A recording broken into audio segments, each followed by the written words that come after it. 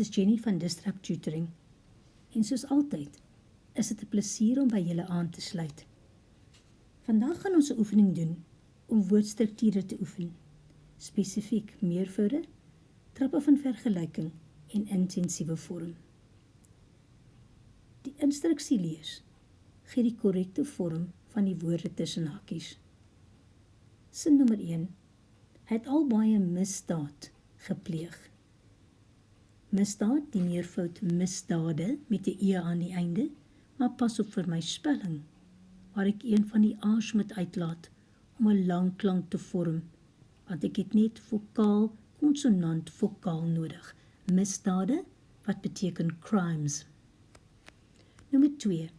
Hy is lief, gee die vergrotende trap vir biefstuk as vir vis. Vergrotende trap is a second degree of comparison. Die belangrike woord is as, the important word is as, which means than, indicating two things being compared. Onthou, eindig altyd in ER, always ends in ER.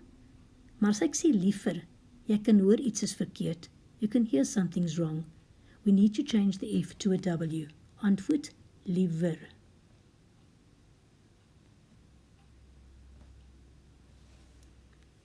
Nommer 3. Daardie man is baie beroemd. Gee die intensiewe vorm. Iets wat jy weet of nie weet nie. Antwoord, wêreldberoemd, altyd een woord. Onthou die kappie.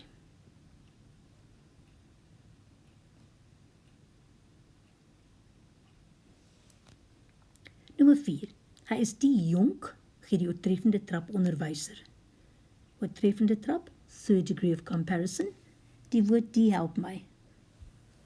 Onthou, die oortreffende trap eindig altyd in STE. Maar as ek sê jonkste, ek kan hoor iets is verkeerd. Die K moet verander na 'n G.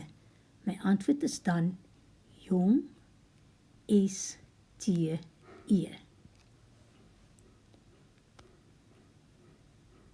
Nommer 5. Hy eet altyd baie, gee die vergrotende trap as sy broer. Soos in nommer 2, as means than. Dui die tweede trap van vergelyking aan, second degree of comparison. Maar partykeer is die trappe van vergelyking onreëlmatig. Sometimes the degrees of comparison are irregular. Same as in English. We don't say a lot lotter, we say a lot more. Hierso, baie verander na meer. Voordat ek afsluit, wil ek net baie dankie sê aan ons Epic Borgmaatskappy wat hierdie video moontlik gemaak het. Lees alles oor hulle in die beskrywing hieronder.